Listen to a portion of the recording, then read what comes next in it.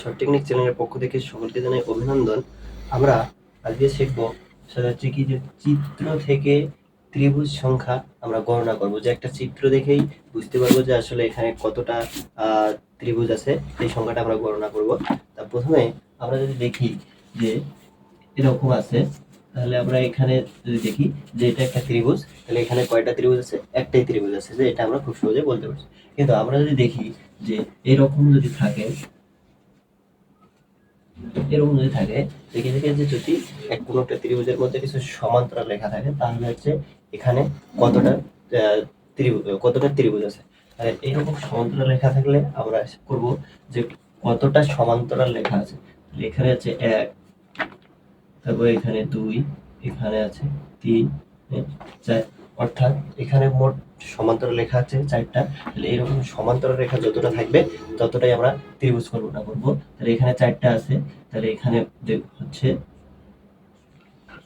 4টি ত্রিভুজ। তাহলে হচ্ছে এখানে 1, 2, 3, 4, মানে এখানে আমরা তাহলে যতটা যদি এরকম সমান্তরাল ভাবে রেখা থাকে, তাহলে যতটা সমান্তরাল রেখা থাকবে ঠিক আমরা ততটাই এই ত্রিভুজ কল্পনা করব। এখন এরপরে সেম যদি এরকম থাকে, এখানে 1, 2 এরকম আছে, তাহলে এখানে মোট সমান্তরাল রেখা কয়টা?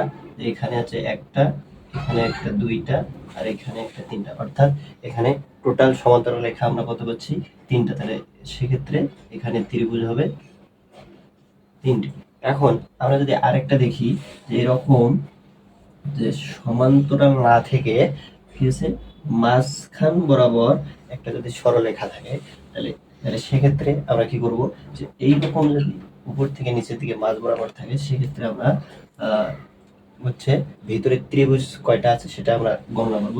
তাহলে এখানে একটা ত্রিভুজ আছে, এখানে 2 ক্রমিক আকারে, তাহলে 1, 2 এবং কি করব তারপরে এই সবগুলো যোগ করে দিব। তাহলে প্রথমে হচ্ছে 1 যোগ 2, তাহলে টোটাল হচ্ছে 3টি। অর্থাৎ এরকম থাকলে এখানে থাকবে 3টা ত্রিভুজ। এখন যদি এরকম থাকে,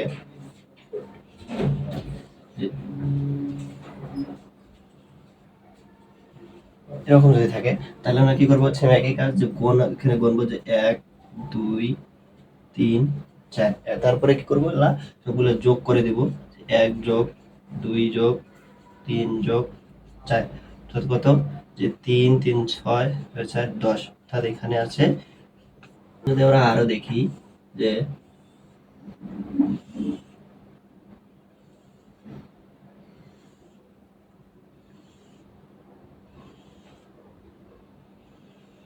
এরকম যদি থাকে, যে উপরে যদি একটা যদি সরলরেখা থাকে সরলরেখা, তাহলে কি করব যে আমরা একই কাজ, যে এগুলো গণনা করব 1, 2, 3, 4, 5, 6, তারপরে কি করব সবগুলো এখন আমরা যোগ করে দেব।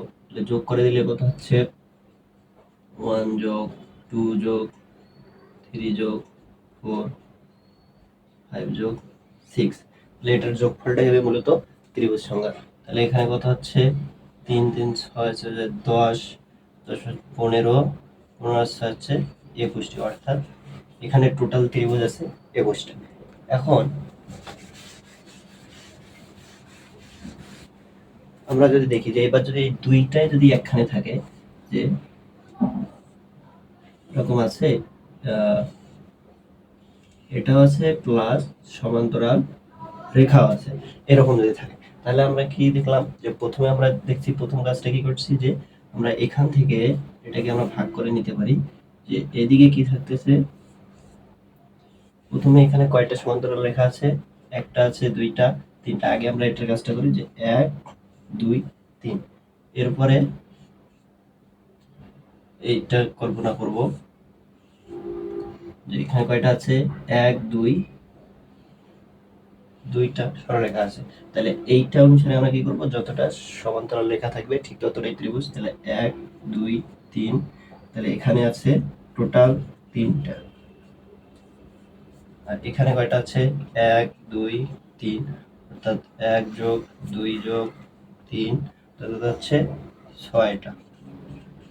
এখন যেহেতু এটা একখানে আছে, এখন আমরা কি করব এই যে 6, তাহলে 6 গুণন এই 3 করব, অর্থাৎ 18টি। তাহলে এই চিত্রের মধ্যে টোটাল কতটা ত্রিভুজ আছে? এখানে আছে 18টি। যে এরকম আছে,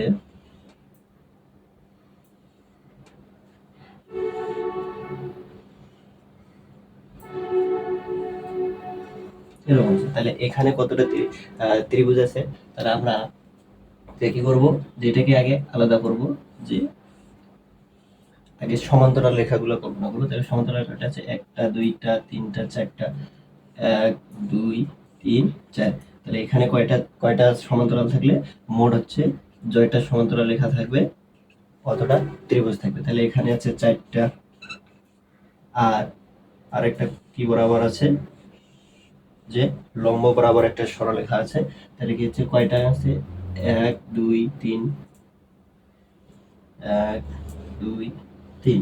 তাহলে এটার ক্ষেত্রে আমরা কি করব, যে এখানে কয়টা ত্রিভুজ আছে, আর 2 3 4। তাহলে এটা কি করব, টোটাল যোগ করব। তাহলে 1 যোগ 2 যোগ 3 যোগ 4, তাহলে 3 3 6 4 10, অর্থাৎ এই জায়গায় আছে 10টা আর এই জায়গায় আছে 4টা। এখন কি করব, এই 10 গুণন 4, অর্থাৎ 40টি। অর্থাৎ এই জায়গায় টোটাল ত্রিভুজ সংখ্যা আছে 40টি।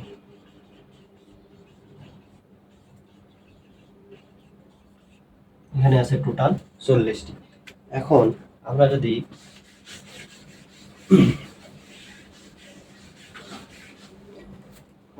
এইরকম থাকে, যে ত্রিভুজের ভিতরে এরকম যদি থাকে, যে ত্রিভুজের ভিতরে আবার যে ত্রিভুজ থাকে, সেক্ষেত্রে তাহলে কতটা ত্রিভুজ হবে?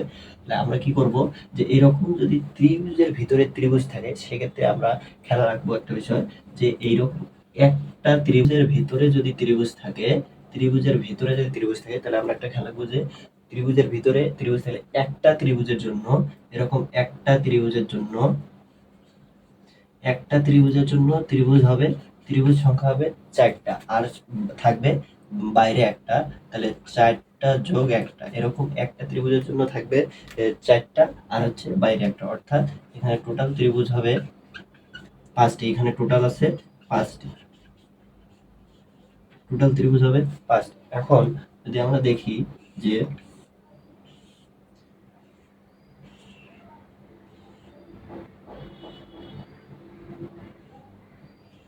কি হচ্ছে, যে এখানে প্রথমে একটা ত্রিভুজ আছে, এখানে একটা দেখলাম, এখানে একটার ভিতরে আরো একটা আছে। তাহলে আমরা একটাই কি খেয়াল রাখবো, যে এখানে ত্রিভুজের ভিতরে কয়টা ত্রিভুজ আছে? ত্রিভুজের ভিতরে এখানে আছে 2টা। তাহলে আমরা এটাই কি শিখলাম, যে একটা ত্রিভুজের জন্য ত্রিভুজ সংখ্যা হবে, একটা ত্রিভুজের জন্য ত্রিভুজ সংখ্যা হবে 4টা প্লাস 1, এবং এখানে ত্রিভুজ আছে কয়টা? তাহলে 2টা। তাহলে 2টার জন্য হবে হচ্ছে কত, যে 2টার জন্য হচ্ছে 4 প্লাস 4, আর হচ্ছে বাইরে একটা থাকবে 1, অর্থাৎ 4 4 8, আর 1 হচ্ছে 9। তাহলে এখানে টোটাল ত্রিভুজ সংখ্যা হচ্ছে 9টি। এখন যদি আমরা এরপরে যদি আরো দেখি, যে এরকম আছে, যে একটা ত্রিভুজ, তার মাঝখানে যদি আরো একটা এরকম ত্রিভুজ থাকে, এরপর এখানে যদি আমরা আরো একটা ত্রিভুজ আঁকি, এবং তার মাঝখানে যদি আমরা আরো একটা ত্রিভুজ আঁকি, তাহলে এখানে এখন কয়টা ত্রিভুজ হলো, যে একটা ত্রিভুজের ভিতরে আছে 3টা ত্রিভুজ। তাহলে এখানে মোট ত্রিভুজ সংখ্যা কত?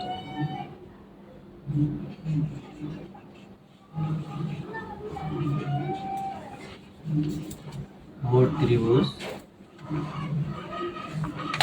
সংখ্যা কত? এরকম যদি থাকে, তাহলে আমরা কি শিখলাম, যে ত্রিভুজের ভিতরে ত্রিভুজ থাকলে একটা ত্রিভুজের জন্য হবে কতটা? একটা ত্রিভুজের জন্য হবে 4টা, 4টা প্লাস কি হবে, বাইরে একটা থাকবে, অর্থাৎ একটা ত্রিভুজের থাকলে সেখানে 5টা থাকে। তাহলে এখানে ত্রিভুজের ভিতরে কয়টা ত্রিভুজ আছে? 3টা আছে। তাহলে 3টার জন্য কি হবে, একটার জন্য যদি 4টা, তাহলে 3টার জন্য 4 প্লাস 4 প্লাস 4, আর একটা কি থাকবে, বাইরে একটা থাকবে, অর্থাৎ 4 4 8, 3 4 12, আর 1 13টি।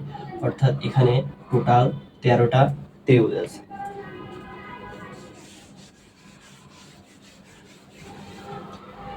এরপরে আমরা যদি দেখি যে ত্রিভুজের ভিতরে আহ, ত্রিভুজের ভিতরে ত্রিভুজ থাকবে, ত্রিভুজের ভিতরে ত্রিভুজ থাকবে, কিন্তু যদি আবার কি থাকে, প্রত্যেকটা কোণ থেকে কি করে, প্রত্যেকটা কোণের সাথে আবার যদি ওই ত্রিভুজের সঙ্গে একটা করে রেখা যোগ থাকে, তাহলে যদি এরকম থাকে সেক্ষেত্রে কতটা সাথে ত্রিভুজ হবে।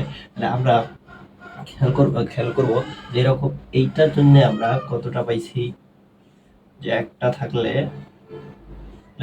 ত্রিভুজের ভিতরে ত্রিভুজ থাকলে একটার জন্য আমরা কত পাইছি, যে 4 প্লাস বাইরে 1 অর্থাৎ 5টা পাইছি। আর এইরকম যদি হচ্ছে কোণগুলো থেকে একটা করে রেখা গিয়ে ত্রিভুজের সঙ্গে লেগে যায়, তাহলে একটা রেখার জন্য আমরা 2টা করে ত্রিভুজ পাবো। তাহলে এখানে কয়টা রেখা আছে, 3টা, তাহলে 3টার জন্য 2 গুণ 3 অর্থাৎ আমরা 6টা পাবো। তাহলে এখানে আমরা এই 3টা রেখার জন্য পাচ্ছি 6টা ত্রিভুজ, আর এইটার জন্য পাচ্ছি কয়টা, 5টা।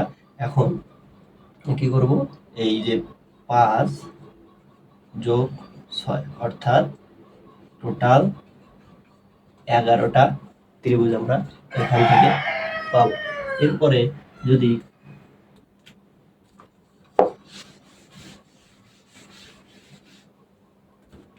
এরকম থাকে,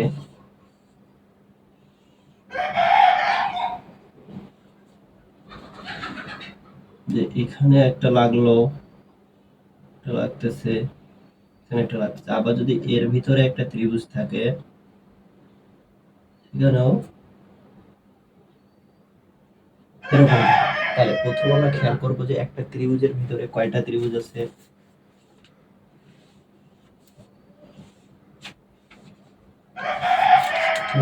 একটা ত্রিভুজের ভিতরে আছে 2টা ত্রিভুজ, তাহলে 2টার জন্য তাহলে 4 প্লাস 4 আর বাইরে একটা 1 অর্থাৎ 2টার জন্য এখানে আছে 9টা। আর হচ্ছে একটা করে বাহুর জন্য কয়টা থাকবে, 2টা। একটা করে এরকম বাহুর জন্য থাকবে 2টা করে ত্রিভুজ। তাহলে প্রাথমিক এখানে আছে কয়টা, 1 2 3 4 5 6 অর্থাৎ 6 গুণ 2 অর্থাৎ 6 যোগ কত হবে, 12। তাহলে এই বাহুগুলোর জন্য, এখানে বাহুগুলোর জন্য টোটাল বাহুগুলোর জন্য আমরা পাচ্ছি 12টা, আর হচ্ছে ত্রিভুজের ভিতরে ত্রিভুজ থাকার জন্য পাচ্ছি 9টা। এখন যোগ করবো যে 12 যোগ 9 অর্থাৎ কত পাচ্ছি, 21টা ত্রিভুজ এখানে পাচ্ছি। তাহলে এখানে ত্রিভুজ সংখ্যা হচ্ছে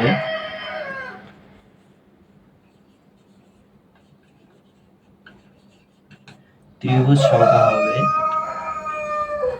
21টি।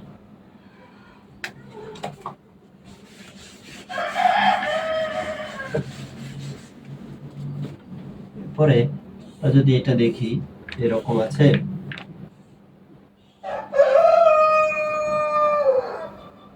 শুধু এই দিকে একটা দিলাম, তাহলে এখানে ত্রিভুজ সংখ্যা কতটা হবে, এখানে মোট ত্রিভুজ সংখ্যা কত হবে। তাহলে কি করবো, যে আমরা যে একটা ত্রিভুজের জন্য পাচ্ছি কয়টা, 4 যোগ 1 অর্থাৎ 5টি এটার জন্য, শুধু এটার জন্য আমরা পাচ্ছি কয়টা, 5টা। আর হচ্ছে একটা বাহুর জন্য কয়টা থাকবে, একটা বাহুর জন্য থাকে 2টা। তাহলে 5 যোগ 2 অর্থাৎ টোটাল ত্রিভুজ থাকবে 7টা।